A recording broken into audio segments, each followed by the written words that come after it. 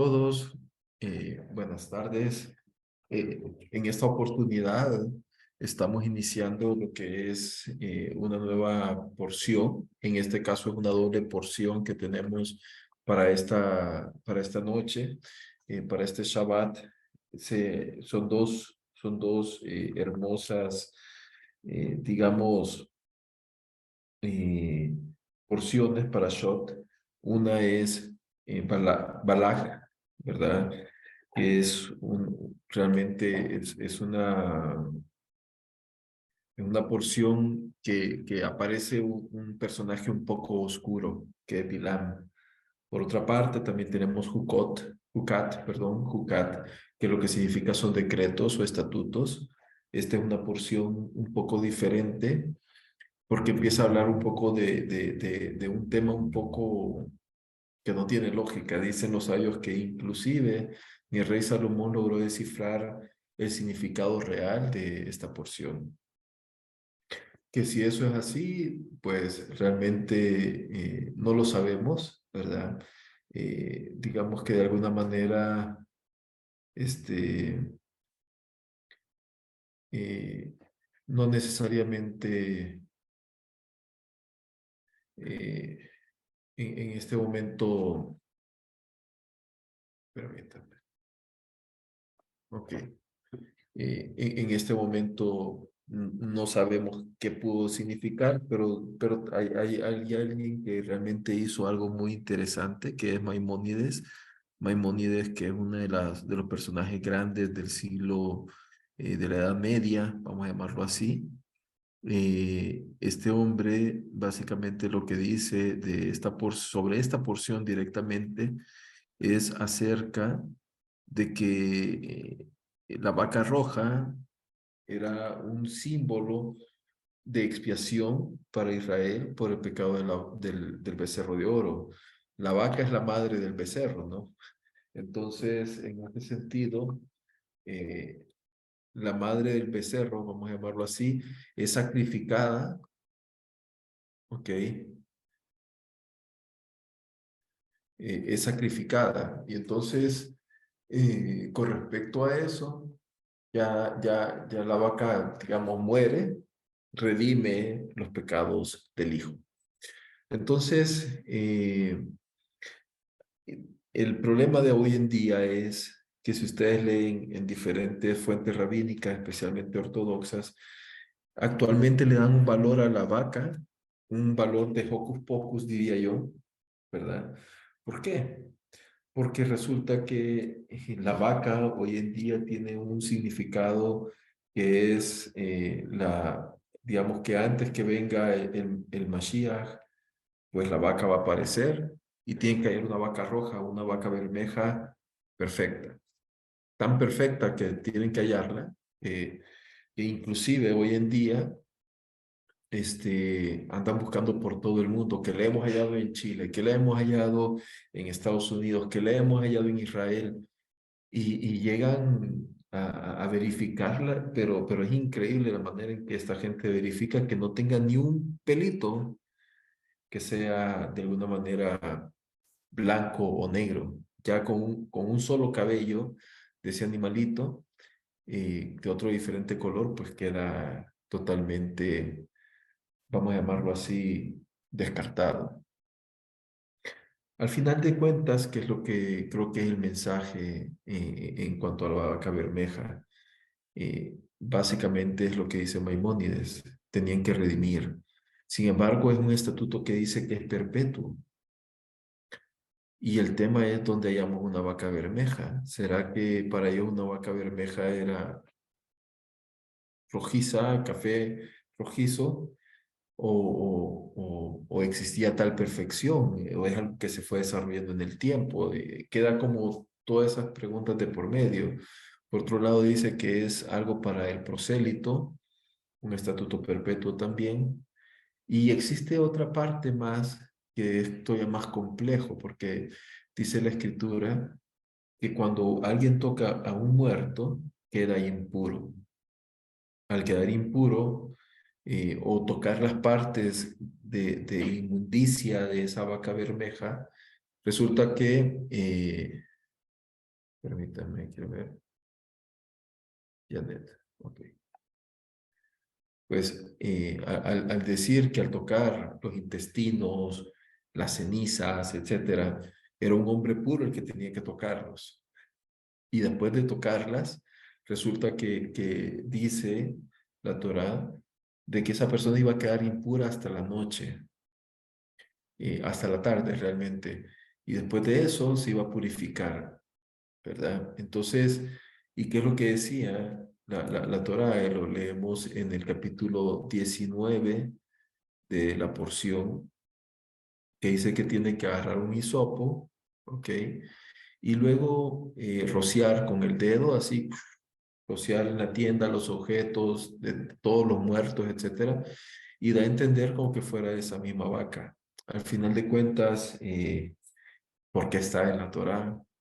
Nadie lo sabe, pero está escrito eh, a ciencia cierta, ¿no? Por eso mismo lo que dice Maimónides para mí es como lo más lógico, ¿ok? Ahora, el tema es que esto es un Jukot, es decir, es un mandamiento que requiere nuestra obediencia y ese es el mérito, obedecerlo. Eh, de hecho, ¿qué es lo que nosotros andamos buscando normalmente o usualmente? Obedecemos si vemos que nos trae algo a provecho, ¿no? En este caso, puede ser que no nos traiga ningún provecho, pero ¿qué es lo que debemos de hacer? Es obedecer. El día que aparezca una vaca roja, pobrecita, ¿no? Pero por el momento, para llamarlo así, es bien importante de que, pues, todos, digamos, tengamos claridad al respecto. ¿Realmente la vaca roja va a preceder la venida del Mesías?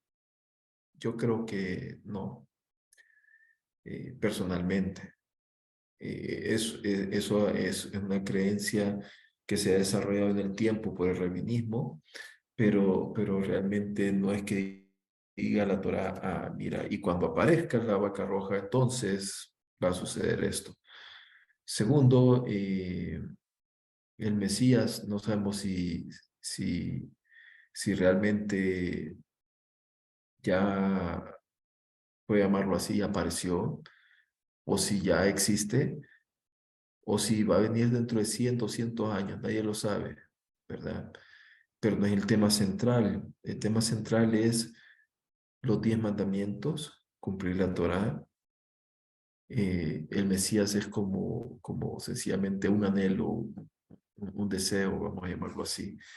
Eh, Probablemente no todos estén de acuerdo con esta idea, pero es donde realmente se le da un sentido que no tiene el Mesías, ¿verdad? Que lo que sucede es que Dios manifiesta su salvación a través de las personas en este mundo físico. Dios opera, por ejemplo, para que la persona que te va a proveer el crédito, Dios le ponga en el corazón, se lo doy. Dios es la persona, le pone en el corazón a la persona que te va a otorgar una visa, que te la otorgue. Eh, es decir, Dios se mueve de diferentes maneras. Y en ese sentido, por eso es que dice la Escritura, la salvación viene de Dios, ¿no? No viene del hombre. Luego, nuestra porción continúa en el capítulo 20 con algo bien interesante. Dice que en el mes primero, es decir, en el mes de Nisan, de acuerdo a la Escritura, ellos estaban en Kadesh y ahí muere Miriam. No da distintas razones de cómo muere, sencillamente muere. Miriam era una fuente de profecía, ¿no? Dice que Miriam era profetisa. Pero por otro lado, también dice que por el mérito de Miriam, porque lo leemos en el versículo 2, dice de la siguiente manera, voy a compartir la pantalla. Dice de la siguiente manera, y llegó toda la congregación de los hijos de Israel al desierto de Sin en el mes primero, y el pueblo permaneció en Kadesh, y ahí murió Miriam y fue allí sepultada. Es decir, la Torá, ¿por qué hace tanto énfasis en este tipo de cuestiones? Miren, si hubiera bastado decir, ahí muere Miriam, pero agrega que ahí fue sepultada, porque quiere quitarle el hocus pocus de que los humanos no estamos bajo la ley de la muerte. Es decir, en aquella época, por ejemplo, el rabino mencionaba esta idea, el Cid campeador. Realmente al uno explorar el tema del Cid campeador, y porque me puse a buscarlo gracias al rabino, me di cuenta que el Cid campeador tendría que haber vivido entre 200 y 300 años. El mismo caso de Daniel. Daniel, pasaron tantos reyes por él, que es muy difícil que haya sido un único Daniel.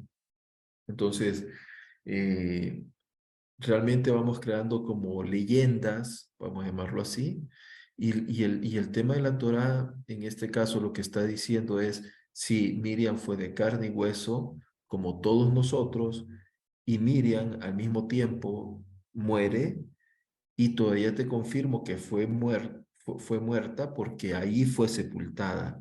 Doy fe de que ahí fue sepultada Miriam. Entonces, ¿qué es lo que estoy quitando de por medio? Que Miriam era una extraterrestre, que Miriam era un espíritu, que Miriam era... No, es una mujer, ¿ok? Lo mismo dice de Aarón, ¿no? Leímos que Aarón muere.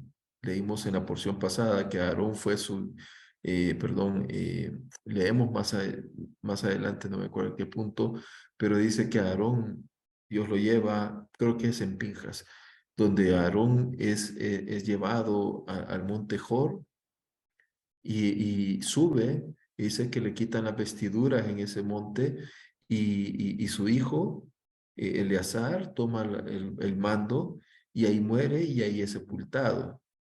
Y posteriormente leemos con Moisés, nuevamente, que le sucede lo mismo. Dice que subió a la cumbre del monte y ahí en el Pisga creo que era, y en ese mismo monte muere y ahí es sepultado. Dice que no se conoce su lugar de tumba hasta el día de hoy. ¿Ok? ¿Qué es lo que está reafirmando la Torá? Lo que nos está diciendo todos ustedes mortales que lean este libro en el futuro, pueden llegar a ser como Moshe, como Aarón, como Miriam, tienen ese potencial dentro de ustedes. Y eso es algo muy bonito de la Torá, que está hablando en términos muy humanos.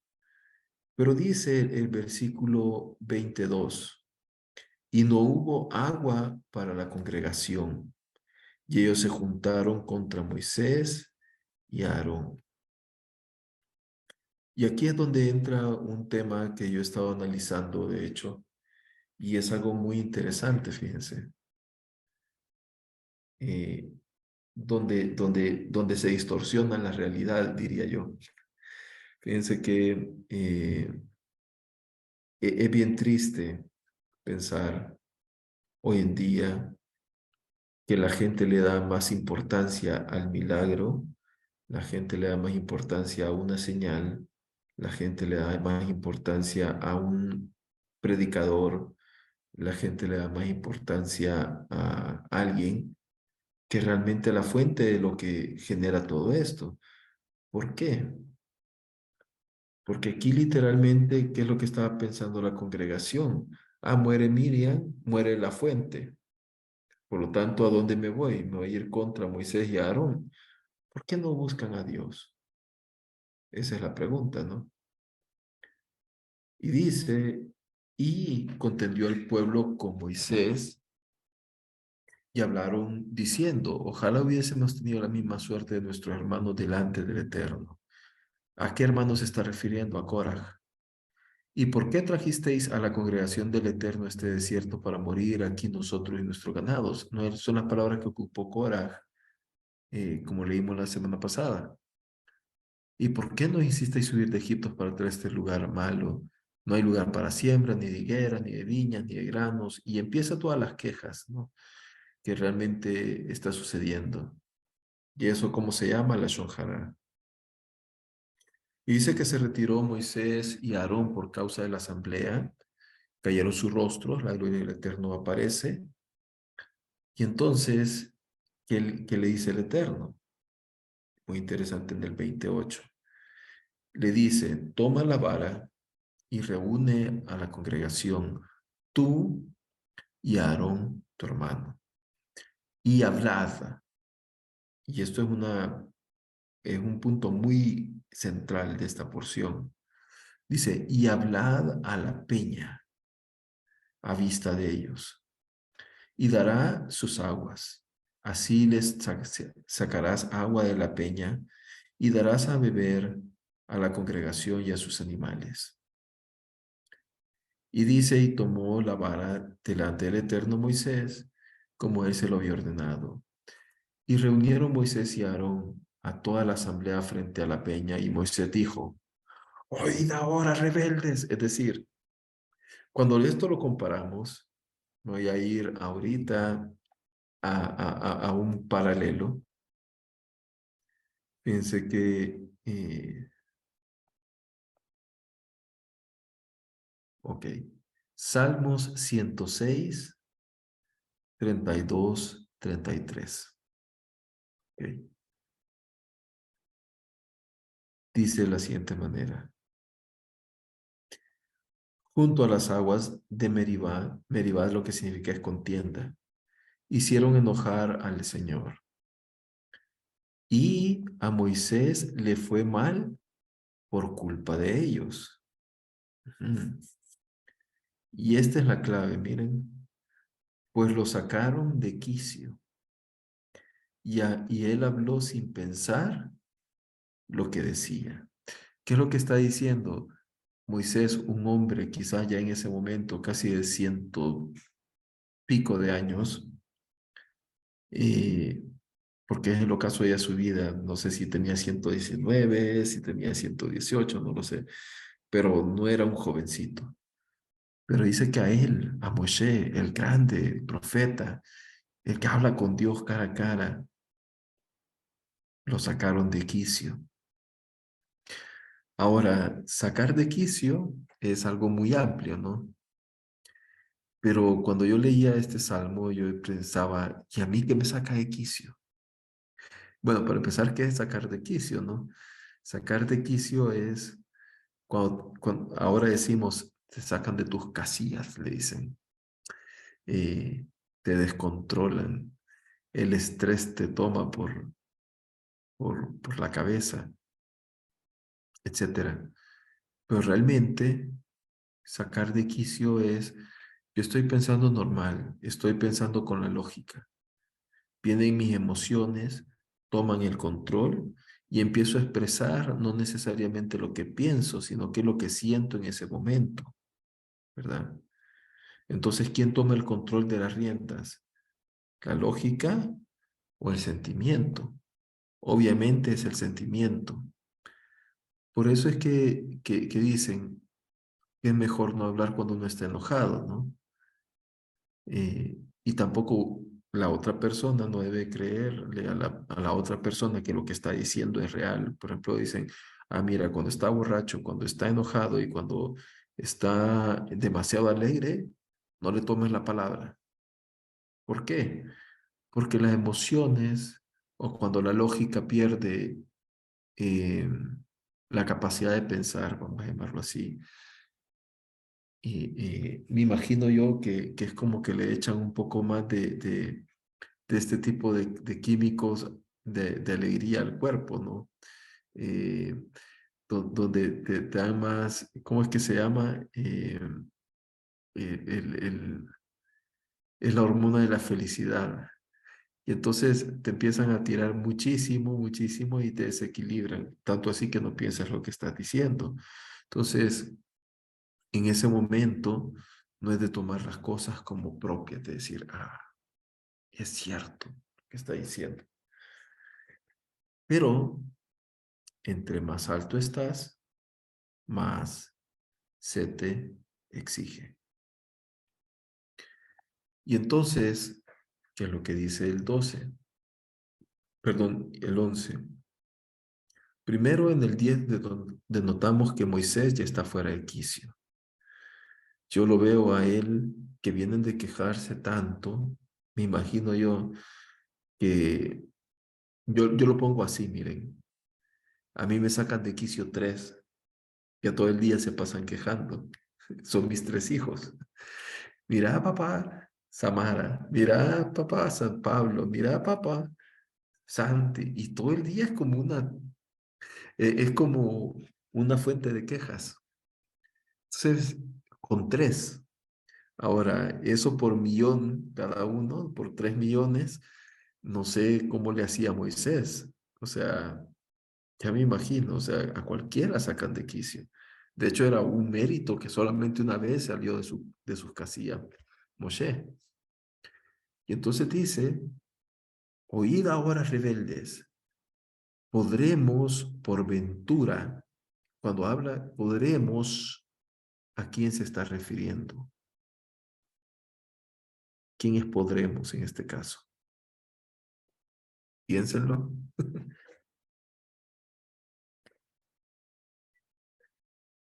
El podremos es bien claro, ¿no? De quién está hablando que iban a ir a hacer esto. Moshe y Aarón. No dijo, podrá el Eterno, sino que quién se está atribuyendo en este caso el milagro. ¿Mm? Ellos. Y ese es el problema. Por eso es que dice, podremos por ventura hacer salir para vosotros agua de esta peña. Entonces, ¿quién se está atribuyendo realmente el crédito? ¿El Eterno o Moshe y Aarón? Y dice, y levantó Moisés su mano, es decir, estaba enojado, me imagino que estaba rojo.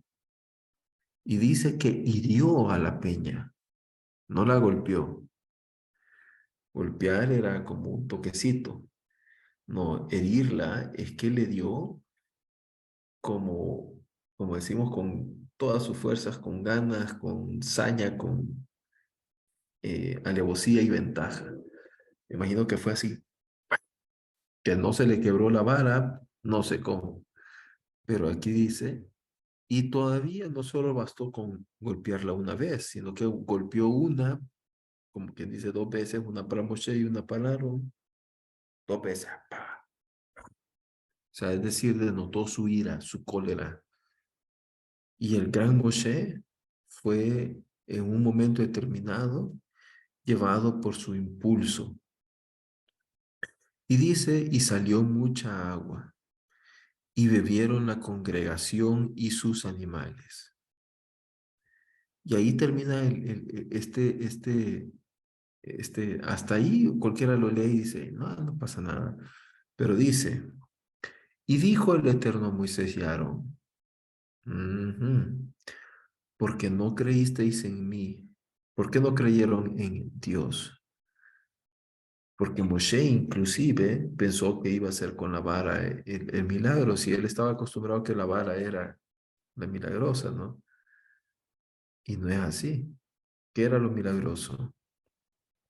El Eterno. Y entonces, ¿y qué le dijo a Moshe? Habla. Y no habló. Y dice, para santificarme a los hijos, a los ojos de los hijos de Israel. ¿Qué significa esto? Para santificarme a los ojos de los hijos de Israel.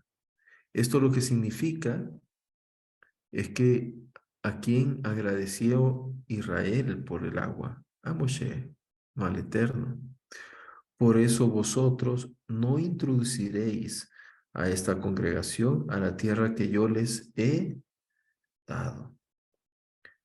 Y estas son aquellas aguas de Meribá, contienda, donde contendieron los hijos de Israel con el Eterno y él se santificó por medio de ellas.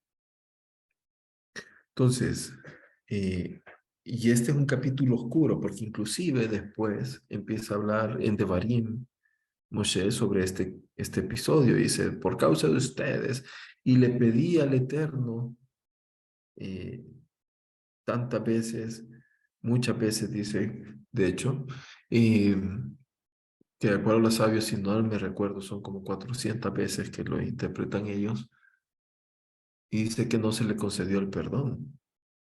Y todavía Moisés está resentido porque dice, por causa de ustedes no voy a entrar. Entonces, ¿pero por qué no tendría que entrar Moisés? Pues simple, Moisés es el todo package, ¿verdad? Él es el que nos sacó de tierra de Egipto, el que nos metió, entonces la gloria es para Moisés. Eh, y dice, y después de eso empieza otra parte de esta porción. ¿Qué es lo que sucede en este momento? Vamos a ver. Fíjense que, a ver si lo tengo aquí abierto.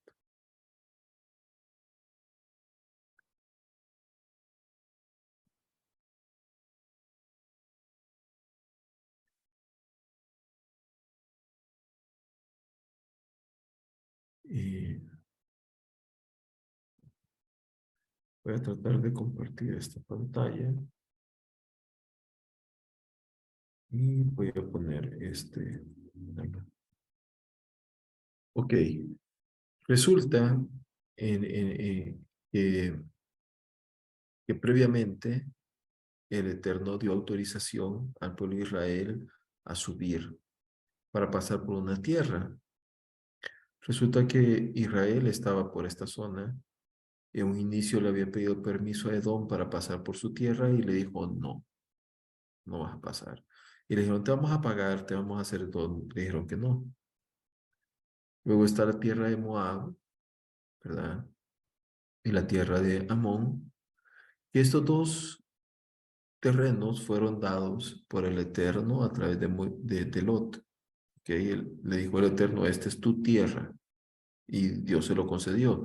Tanto así que tanto ni Moab ni Amón podían ellos tener el espacio físico para poder, vamos a ver, no podían entrar, vamos a llamarlo así, eh, a conquistar esta tierra. ¿Ok? ¿Por qué? Porque el Eterno ya se le había dado tanto a Moab como a Amón. Ellos solamente tenían que cruzar por esta zona. Pero aquí dentro de los reyes que el Eterno iba a dejar estaba el rey de Sihón. Y este rey de Sihón había crecido, tanto se había fortalecido muchísimo, ¿ok? Y había derrotado esta zona y le había quitado espacios a la gente de Amón. ¿Qué es lo que sucede? Y de hecho se lee en el libro de Jueces más adelante, ¿no? Con Jefté. Jefté va donde él recibe como una especie, vamos a llamarlo así, de reclamo de parte de uno de estos reyes y le dice, es que ustedes conquistaron esta tierra y le dice Jefté, hey, no, no, no, no. Tú fuiste vencido, abandonaste la tierra y nosotros llegamos a ocuparla. ¿Ok? Ahora, ¿qué es lo que sucede? Dice, Sihón no permite pasar a Israel por su territorio. Y este reúne a todo su pueblo, dice, y llegó a Yahat y peleó contra Israel. ¿Okay? Este rey de Sihón, según Rashi, recibía digamos, el tributo de los reyes de Canaán, de toda esta zona de acá. Era un hombre muy poderoso. ¿Okay? Entonces, Israel quería entrar a Canaán, pero tenía que pasar por su territorio. ¿Okay? ¿Y qué es lo que sucede? Este rey es derrotado. ¿Okay? Y allí también más adelante vamos a conectar con con la porción, ¿no? Que más adelante vamos a leer dentro de esta semana, que es Balak. Ok. Y entonces dice eh, que le dijo, fue al rey de Edom, vimos que Edom está al sur, ¿no? Así dice tu hermano Israel, es decir, cómo llega Israel de una manera muy respetuosa. Y le dice, tú supiste toda la factía que hemos tenido, cómo descendieron nuestros padres a Egipto y cómo nos maltrataron. y cómo clamamos al Eterno, y le está haciendo referencia porque Edom conoce al Eterno. Pero dice, pasemos, te ruego, por tu tierra. Y esta es una petición, ¿no? Dice, no pasaremos por campo, ni viña, ni beberemos agua de los pozos. Aquí la idea que existe es que el pozo se movía con Israel, así como la columna de nube, así como la columna de fuego, que estaba en todo el campamento, así era el pozo. Por eso es que le decía, no voy a ocupar tus pozos. Dice, por el camino real, porque en ese momento lo que quiere decir son las calzadas que ellos construían, nos iremos sin apartarnos a la derecha ni a la izquierda hasta que hayamos pasado tu territorio. ¿Y qué le dice Edom? Y le dijo Edom, no pasarás por mi país, no suceda que yo salga espada a tu encuentro. Es decir, fue aquí donde vemos el famoso Sinat Hinam, donde las personas básicamente odian a Israel sencillamente por ser israelitas. Hoy más que nunca, quizás como en los tiempos previos a la Segunda Guerra Mundial, se ha levantado el antisemitismo de una manera muy fuerte. Es increíble que inclusive en países como El Salvador hay personas que piensan que Israel es un apartheid para los palestinos. Es triste cómo están metiendo cizaña en todo el mundo que piensan de que el holocausto sencillamente fue un cuento de hadas. Es triste cómo la ONU día a día condena a Israel, mientras jamás han condenado a Irán, por ejemplo, por sus amenazas de la destrucción total, sino que inclusive hoy en día le están dando permiso para construir ya sus propias armas nucleares con tal de destruir a Israel, porque ellos han sido bien claros, yo lo que quiero es destruir a Israel. Entonces, y se le respondieron los hijos de Israel, por la calzada subiremos, y si bebiésemos de tus aguas yo y mi ganado, te daré su precio. De cierto, nada en nada te perjudicaré, solo pasaré a pie. Pero nuevamente Edom le dijo, no pasarás. Y salió Edom a su encuentro con mucha gente y con mano fuerte. Así Edom dice, rehusó, ¿ok?, dejar pasar a Israel por su territorio y se desvió Israel de él. Y partieron de Kadesh y llegó toda la congregación de los hijos de Israel al monte Hor. Y aquí es donde muere Aarón. Dice, y habló el Eterno a Moisés en el monte de Hor, junto a la frontera de Edom, diciendo, sea Aarón reunido a su pueblo, pues no entrará en la tierra que he dado a los hijos de Israel, porque os rebelasteis contra mi orden a causa de las aguas de Meribá. O sea, le está diciendo, hoy estoy haciendo cumplir lo que hace ratos te dije. ¿Okay? Tomaron a Eleazar, su hijo, y hazlo subir a este monte de Hor. Y despoja a Aarón de sus vestiduras sacerdotales y se las vestirá a Eleazar, su hijo. Y Aarón será reunido y morirá allí. E hizo Moisés como ordenó el Eterno, y ellos subieron al monte Hor, y a los hijos a los ojos de toda la congregación. Es decir, nuevamente el Eterno está abriendo un panorama. Muere Miriam y es sepultada ahí. Ahora va a morir Aarón, y hay testigos de esto. Y se vio toda la congregación que había expirado a Aarón, y lloró por Aarón 30 días toda la casa de Israel. Y aquí es interesante que llora toda la casa de Israel, porque dice que fueron todas las familias. ¿Por qué? Porque Aarón era aquella persona bonachona, vamos a llamarlo así. Él era el que andaba, "Ah, ¿cómo estás? ¿Qué te falta? ¿Cómo puedo ayudar a toda tu casa?" Entonces, dice que lo lloraron todas las familias. En cambio, cuando muere Moshe, solo lo lloraron, dice en la escritura, los hombres. Y dice, y cuando el cananeo el rey de Arad, que habitaba en el sur, dice, oyó decir que Israel llegaba por el camino por el que fueron los exploradores. ¿Se acuerdan de los exploradores, verdad? De los 12 espías que no hicieron entrar a la tierra de Israel. Dice, peleó contra Israel y tomó a algunos de ellos cautivos. E hizo Israel un voto al Eterno diciendo, si me entregas a este pueblo en mi mano, yo consideraré para ti los despojos de sus ciudades. Y oyó el Eterno la voz de Israel y entregó en sus manos, e Israel lo exterminó y consagró los despojos de sus ciudades y llamó a aquel lugar Jorma. Y partieron del monte Jor para el camino del Mar Rojo, para rodear la tierra de Edom, y se impacientó el alma del pueblo en el camino. Y otra vez empiezan a quejarse. ¿Ok? ¿Por qué razón, Moisés, no subiste? Y entonces ahí ya viene otra vez la Shonjara. Y resulta que el Eterno manda una serpiente. Como que el pecado de la Shonjara hizo que desaparecieran totalmente la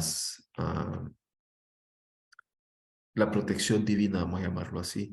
Y las serpientes que estaban en el desierto empezaron a picar a toda la gente. Y dice que a Moisés, dice, y dijo el Eterno a Moisés 21:8, hazte para ti una serpiente abrasadora y ponla sobre una pértiga, es decir, sobre una vara. Y sucederá que todo aquel que fue mordido, mirando hacia ella, dice, eh, vivirá. Ok, entonces aquí viene una pregunta. ¿Por qué razón una serpiente? La serpiente tiene una particularidad, tiene una lengua bípeda, es una lengua partida. A veces habla bien, a veces habla mal, ¿no? Digamos en otras palabras. Y resulta de que las serpientes, dice que eran abrasadoras, es decir, picaban muy fuerte. Y por eso estaba muriendo mucha gente. Y entonces, ¿y qué es lo que sucede? ¿Qué quiere decir de que iban a ver hacia, primero la ponen en una asta hacia arriba, ¿no? Y toda la gente la ve hacia arriba. ¿Qué es lo que la gente empieza a ver? Se empiezan a ver a sí mismos. Es decir, yo pequé con mi lengua y en mi lengua yo fui como una serpiente a reconocer que yo soy como esa serpiente y alzo mis ojos al cielo, si lo vemos en una foto, ¿verdad? Alzo mis ojos al cielo, le pido al Eterno perdón y reconozco lo que yo he hecho, ¿ok? Es como una proyección de lo que yo soy. Y entonces al verla, al reconocer mi falta, al mirar al cielo, al humillarme, soy sanado, porque aquí dice, e hizo Moisés una serpiente de cobre y la puso sobre la pértiga, y sucedía que si acaso una serpiente mordía a alguno, éste miraba a la serpiente de cobre y vivía. ¿Ok? El Nahash, este es también como un fuego, ¿no? Entonces dice, y después de eso resulta que leemos más adelante en Crónicas de que tuvieron que destruir a esta serpiente. ¿Por qué? Porque la gente le empezó a adorar, le empezó a ver como una, vamos a llamarlo así, como el hocus pocus, ¿ok? Como un ídolo. Como un ídolo, exactamente. Y entonces lo que era en un inicio la cura se volvió una enfermedad. Este, y luego, ¿qué es lo que dice? Y los hijos después de eso partieron hacia Obot, dice. Y entonces llegaron hasta el desierto que está frente a Moab, como vimos en el mapa, hacia el oriente. Y de ahí partieron al torrente de Sered. Y después de eso partieron al lado de Arnón, que está en el desierto. ¿Ok? Porque Arnón es el territorio de Moab, entre Moab y el Amorreo, o el Amorreo. Y dice, eh, y luego lo que sucede es que habla de un libro que hoy en día no existe, ¿verdad?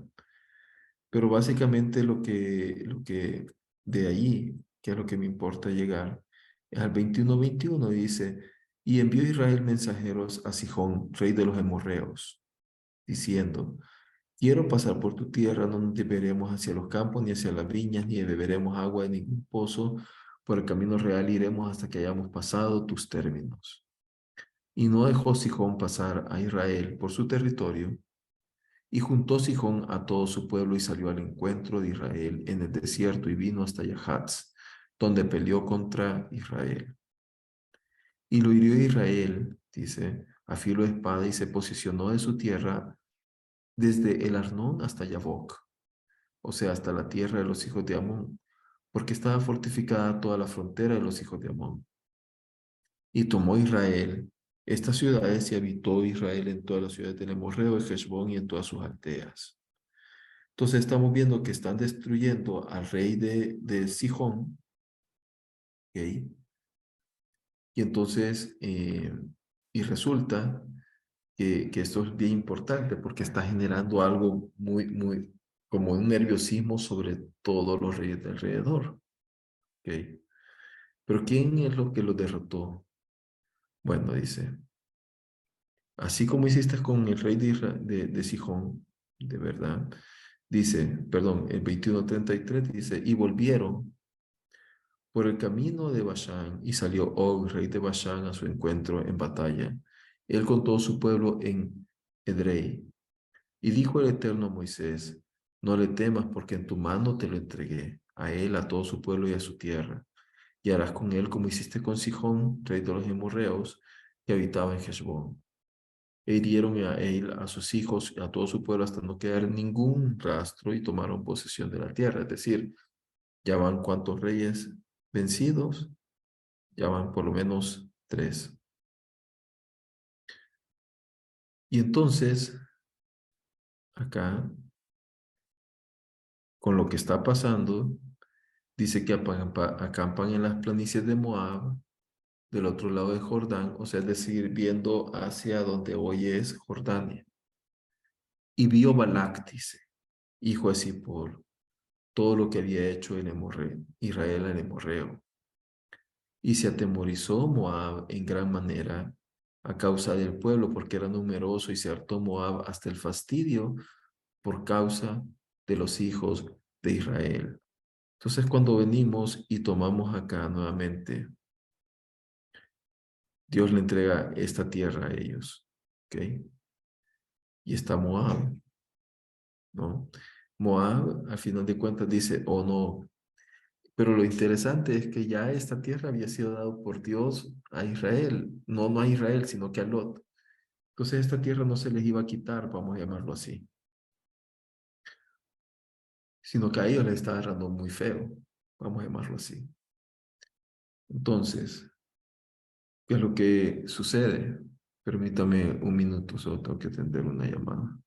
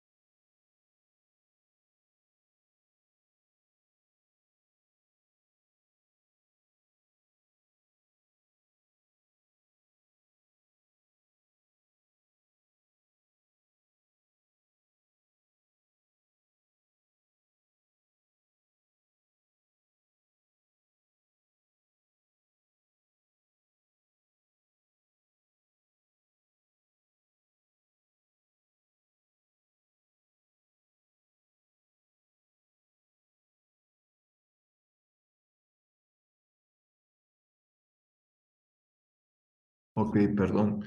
Entonces, ¿qué es lo que está sucediendo? Aquí se ponen, como decimos, toma calentura ajena. Moab se pone muy nervioso y empieza a no poder dormir Israel no iba a conquistar a Moab. ¿Y qué es lo que tuvo que haber hecho Moab? Ir mandar mensajeros a Israel, mira, ¿vas a tomar mi tierra o no? No asumir. ¿Y qué es lo que ellos hicieron? Mandaron a llamar a un personaje muy interesante. Pero todo nace de un miedo infundido en la cabeza de las personas, el poder de la mente, ¿no? Y el poder de la falta de la comunicación. Y dice, y dijo Moab a los ancianos de Midian, es decir, al igual que como leímos en la porción pasada, no se puede quedar solito el pecado este, el Lashon Hara, necesito otro acompañante. ¿Y a quién tengo que decirle? A Miriam. Y Miriam no tenía nada que ver en este entierro, pero sabía Midian de quién era descendiente, de Ismael. Entonces aquí se están con dos hermanos de Israel, digamos, se están juntando contra uno que era el sobrino de Abraham y el otro hijo de Abraham, ¿no? Contra Isaac. Entonces dice, y dijo a los ancianos de Midian, a los líderes de Midian, ahora lamerá esta multitud cuanto está a su alrededor, como lame el buey y la hierba del campo. Y Balac, hijo de Zippor, era rey de Moab en aquel tiempo. Ahora, aquí lo que yo estoy viendo es que era cierto. Dios le dijo que tomara a Midian, Dios le dijo que tomara a Moab, no. Y envió mensajeros a Bilam, hijo de Beor, a Petor, que estaba en el río Éufrates, a la tierra de los hijos de su pueblo, para llamarle diciendo, he aquí que un pueblo que salió de Egipto, he aquí que cubrió la faz de la tierra, no es cierto, no cubrió la faz de la tierra, y está frente a mí para destruirme, tampoco, ¿verdad? No es eso lo que está sucediendo. Ahora pues te ruego que vengas para mí a este pueblo, porque es más poderoso que yo, y quizás así prevaleceré y podremos vencerle. Pero lo que me llama más la atención de todo esto, honestamente, es de que es un temor infundido, no es un temor real. Y entonces le ofrece algo como, digamos, hacerse como el grupo Wagner que Putin está utilizando en Ucrania, hace un Wagner espiritual. Y entonces, y le dice, te voy a pagar, no te preocupes, te voy a dar mucha plata, pero maldícelos, porque dicen de que lo que tú dices se cumple. Y aquí empieza otra vez otra ilusión. El supuestamente buen Bilam, ¿verdad? Que no era tan bueno y que tuvo una muerte muy sangrienta, parado frente a Israel buscando cómo maldecir. Pero Bilam sabía quién era el Eterno y Dios no le permite maldecir a Israel. Lo interesante de todo esto es que, bueno, primero, aquí es la única porción donde aparece la palabra Hasatán, donde dice que tiene una asna y la asna no camina y le pega y le hace todo Bilam y de repente dice que estaba delante de él un ángel para matarlo. Y después hasta le habla el asna y resulta que Bilam ni siquiera se asusta porque le habla el asno. O sea, yo no sé qué yo haría si un animal me empieza a hablar como que fuera un muñequito, ¿no? De esas caricaturas. Me da algo, yo digo, ¿estoy loco o qué? Pero este Bilam no, o sea, para él era como, ah, ¿qué pasa? Y en la escritura nosotros vemos que nada más dos animales hablaron. Uno fue este burro y después de eso dice que fue tanto el shock que recibió este pobre animal, porque llevó a su nivel de inteligencia más de lo que podía soportar. Dicen que después de eso muere. Y el otro fue una serpiente. Ok. Y dice acá de que él se ha opuesto acá, miren, 22:32, y le dijo el ángel del Eterno, ¿por qué has golpeado a tu asna ya 3 veces? He aquí que yo había salido para oponerme a ti. Y esta palabra que está aquí, Yasati le Satán. O sea, ¿qué significa entonces Satán? Oposición, oponerse. Porque venías opuestamente a mí para irritarme. Y me vio el asna dice, ya 3 veces. Si ella no hubiera desviado de mi presencia, yo te hubiera matado ahora y ella había dejado con vida. Y dijo Bilam al ángel del Eterno, yo he pecado porque no sabía que estabas de pie, me encuentro en el camino, mas ahora si te parece mal a tus ojos, yo me volveré.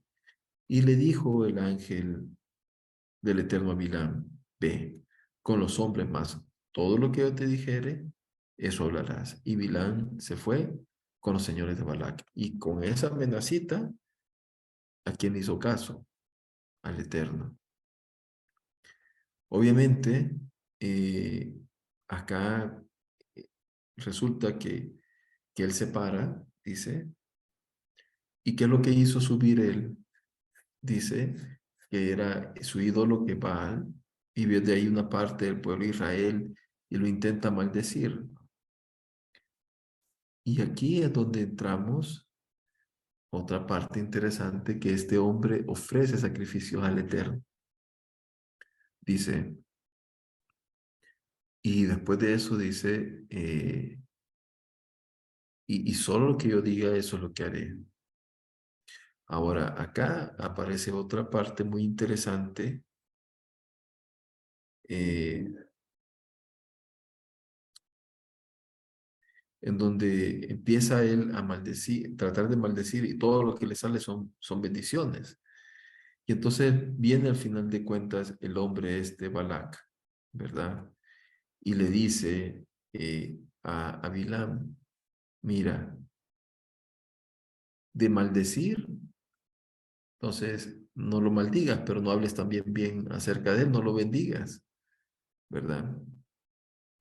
Y entonces, y en el 24:5, que es casi donde terminamos nuestro, nuestra porción, aparece algo, el famoso Majotubo, que es una oración donde inicia con las palabras de Bilam nuestro Sidur, los Shabbats. ¿Okay? Entonces, cuando dice, cuán hermosas son tus tiendas, oh Jacob, tus moradas, oh Israel. ¿Qué significa esto? Cuán hermosas son tus tiendas. Dice Rashi, de que Israel era tan puro, hablando en el tema de la moralidad y de la pulcritud, que las tiendas no se ponían una frente a otra, sino que se ponían como de espaldas, para que nadie viera lo que estaba sucediendo en la otra tienda, sino que se mantenía la intimidad del hogar muy puro. Entonces, eso permitía de que la gente no se contaminara, ¿ya? Y después de eso lo bendice. Y aquí entra otra parte muy, muy interesante, eh, donde le dice que Dios va a reposar y se establecerá en Israel, en su tierra como león, y como león, ¿quién lo levantará? Sean benditos los que te bendicen y malditos los que te maldicen. O sea, es decir, cierra empezamos con una vaca, algo que no se entiende, y terminamos con una bendición de un hombre que había sido contratado para maldecir a Israel. Y luego lo que viene es, partiendo de lo que él está viendo, de cómo era la pureza de Israel, es lo que él ocupa después como un arma para destruir a Israel como pueblo.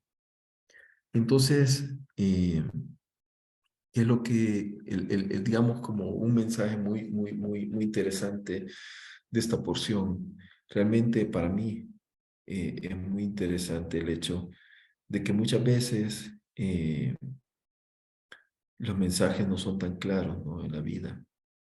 Son como bien grises, lo que de repente nosotros vivimos día a día. A veces pensamos, esto me salió mal, el Eterno no está de mi lado, o que de repente una bendición decimos, wow, recibí una cantidad exagerada de bendición y eso es del Eterno. ¿Por qué? Porque en el mundo todo son apariencias, todo es apariencia, es decir, eh, decía Mateo, ¿no? Y esto lo estaba leyendo ahora. Decía en Mateo que hay un mashal de Yeshua que dice, mira, hay un hombre que tiene un campo, pero vinieron los malvados y en ese campo, a la par del trigo, sembraron cizaña. Cuando tú vas al campo, la cizaña y el trigo realmente se parecen muchísimo. Pero a medida que van creciendo, el trigo empieza a producir trigo y la cizaña no produce nada.